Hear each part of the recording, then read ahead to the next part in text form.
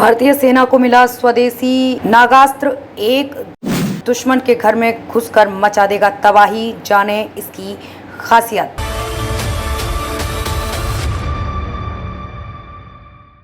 नमस्कार, मैं खुशी और आप देख रहे हैं स्वतंत्र भारत न्यूज। आइए नजर डालते हैं इस वक्त की बड़ी खबर पर। स्वदेश में विकसित नागास्त्र, एक आत्मघाती ड्रोन की पहली खेप भारतीय सेना को मिल गई है।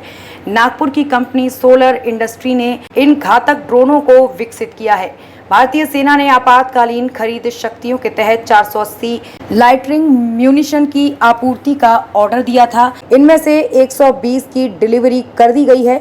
आइए जानते हैं इन ड्रोनों की खासियतें। भारतीय सेना को बेहद घातक हथियार मिल गया है। नागपुर की सोलर इंडस्ट्री ने पहला स्वदेशी लाइटनिंग म्यूनिशन नागास्त्र एक भारतीय सेना को सौंप दिया है। नागास्त्र एक दुश्मन के घर में घुसकर हमला करने में सक्षम है। ये एक आत्मघाती ड्रोन है जो दुश्मन के इलाके में घुसकर तबाही मचा देगा। बता दें कि भारतीय सेना ने आपातकालीन खरीद शक्तियों के तहत 480 लाइटनिंग म्यूनिशन की आपूर्ति का order solar industries economics explosives limited को दिया है। नागपुर की इस स्वदेशी कंपनी ने ये घातक ड्रोन विकसित किया है। एक रक्षा अधिकारी के मुताबिक प्री डिलीवरी निरीक्षणों के सफल समापन के बाद ईईएल ने सेना के गोला बारूद डिपो को 120 लाइटनिंग म्यूनिशन सौंपे हैं। सेना की भाषा में इन ड्रोनों को लाइटनिंग म्यूनिशन कहा जाता है। ये खासियत है नागास्त्र एक में।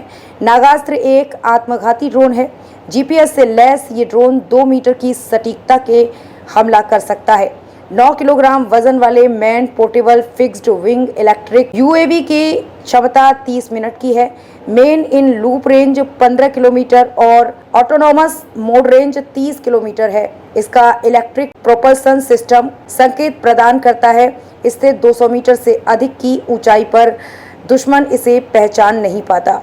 ड्रोन की खासियतें: आसानी से जमीन से किया जा सकता है लॉन्च, 1.5 किलोग्राम विस्फोटक वारहेड ले जाने में सक्षम, 15 किलोमीटर तक निगरानी और लक्ष्य भेज सकता है। आतंकी लॉन्च पैड, घुसपैठियों और दुश्मनों के ट्रेनिंग कैंप पर कर सकेंगे सटीक हमला।